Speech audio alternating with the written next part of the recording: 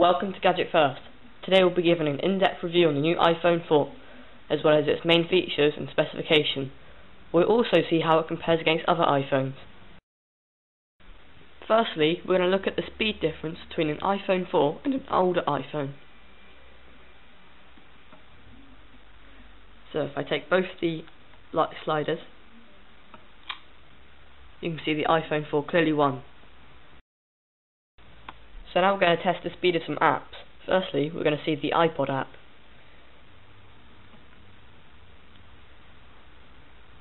As you can see, it's loaded up on the iPhone 4 already.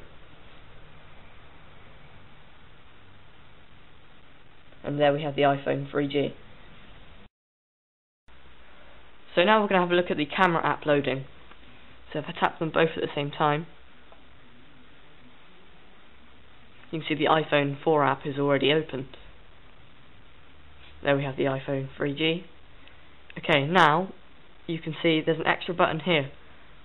Out of the box, the iPhone 3G can't do videos. However, if I click this button on the 4, I can just take videos like this by tapping the record button. I'm now taking HD video.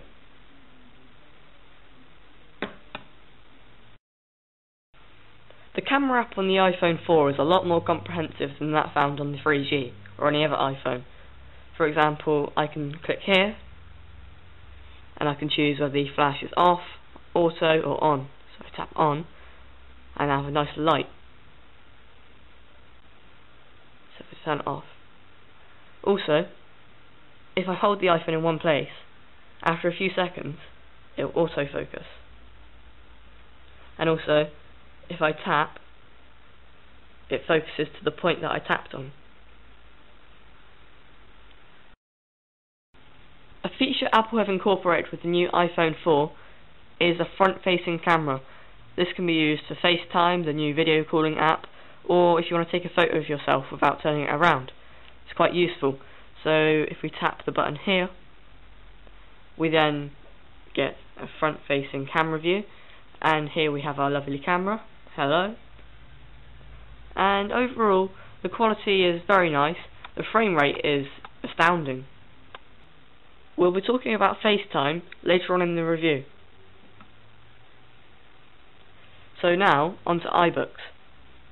When we used iBooks on the iPhone 3G, we were overall not very impressed with the performance. It ran quite laggy and made the whole iPhone feel a bit sluggish. However, with the new 1 GHz processor this iPhone shares with the iPad, it's very, very fast.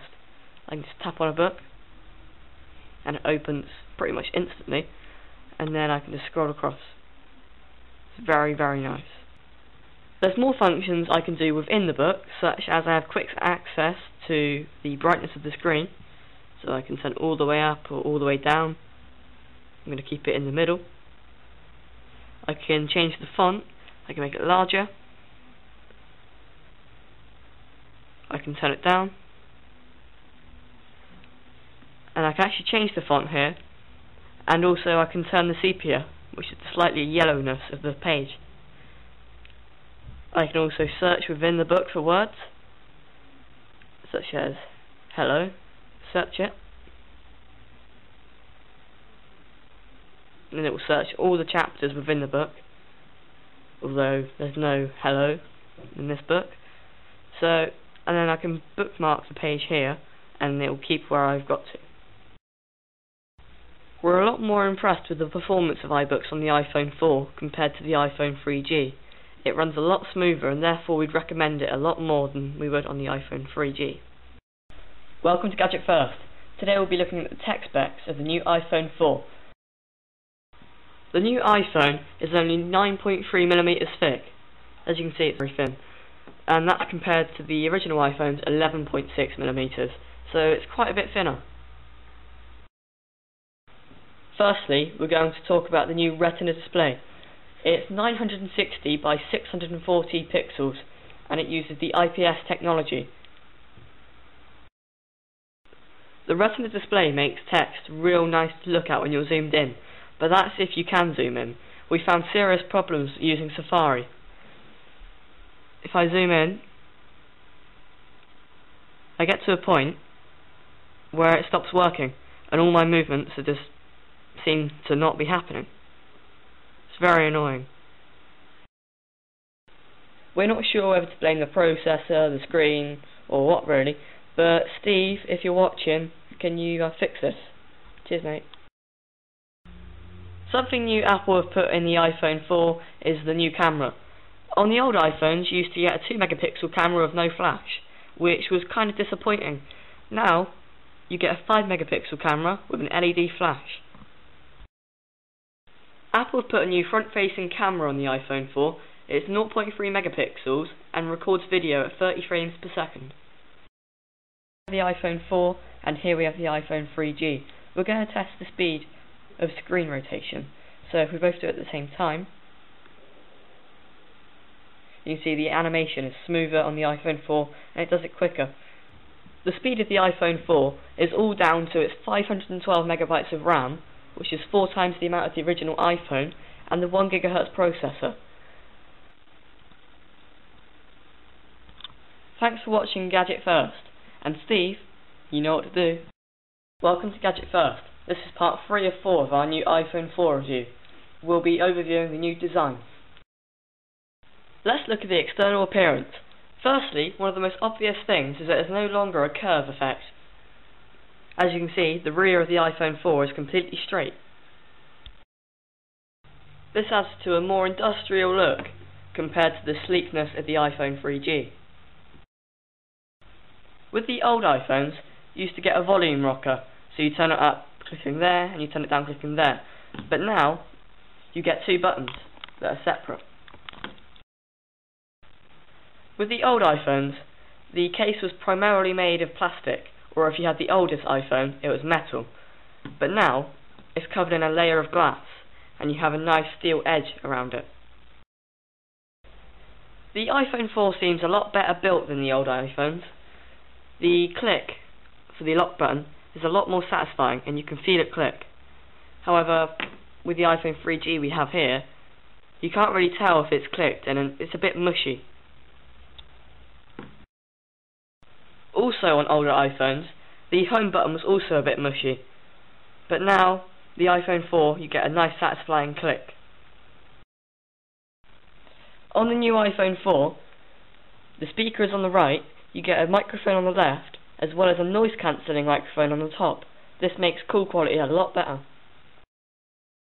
Another noticeable thing is that the iPhone 4 has a 0.3 megapixel front camera, whereas all the older iPhones don't have anything.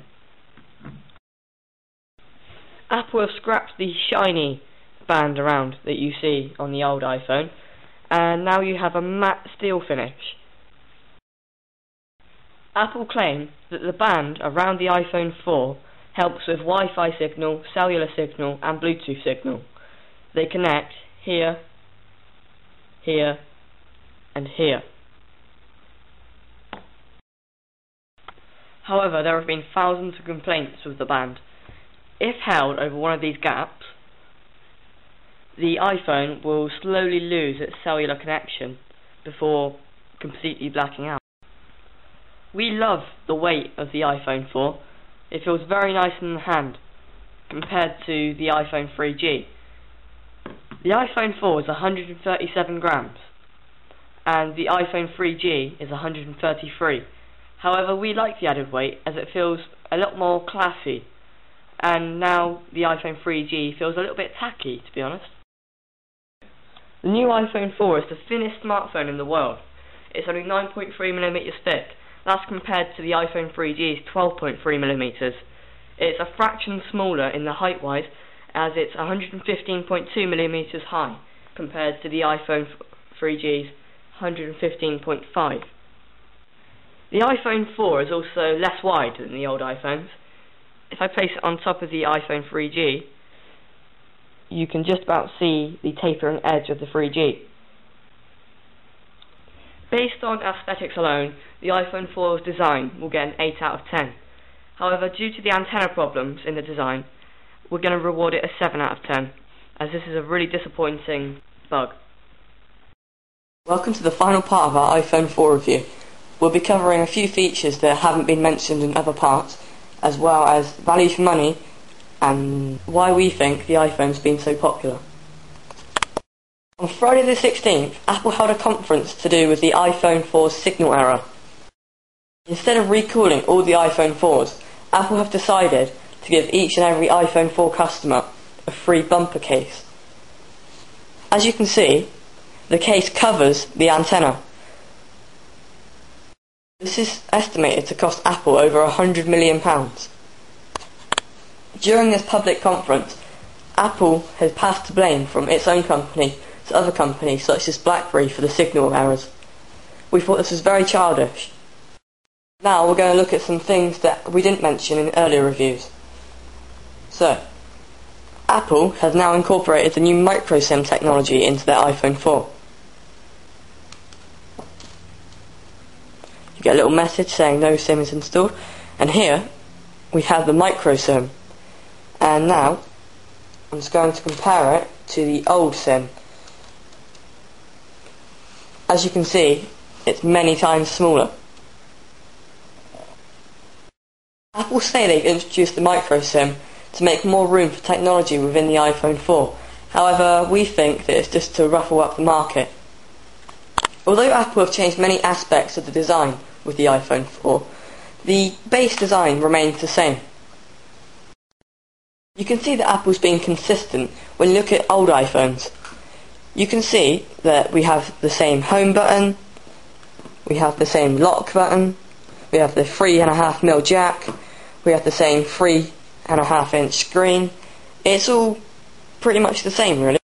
You also get the speaker and the microphone, both on all the iPhones. You also get the 30-pin connector. We think this is one of the key features that makes Apple's iPhone so popular. For example, if I bought an iPhone dock back in 2007, because the iPhone 4 used the same 30-pin connector, it would still work. Another thing that's remained the same is that you get the same home button, and they both do the same thing, which other companies don't really do. Other companies could have one home button for one phone, then they could have a different home button for another phone that does a completely different thing.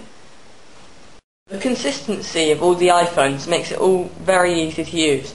For example, if you have an iPhone 2G and then you migrate to an iPhone 4, it's very easy to get used to. It's also the same if you have a completely different phone. The cheapest contract we could find on the iPhone 4 is at £45 per month. This is to get the handset free. And we think this is a little bit too high, as that doesn't include too many texts or minutes. The cheapest contract you can get is around £20 per month, but then you're dishing out hundreds of pounds for the actual phone.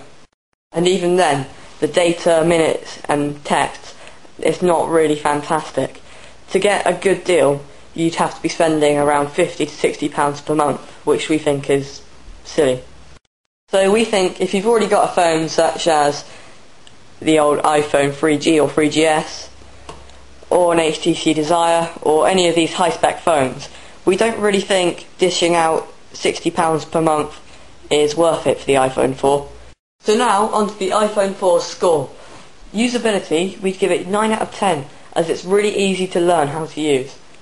Performance, we'd give it 9 out of 10 due to the new 1GHz processor. We'd give the design 8 out of 10.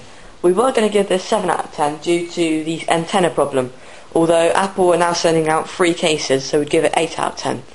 And the camera we'd give 8 out of 10 as well, as it has a nice flash and takes brilliant photos, as well as HD video. Overall, we'd give the Apple iPhone 4 an 8.5 out of 10. This is because of its great new features, such as a front-facing camera, the new 5-megapixel camera with flash, and the great screen.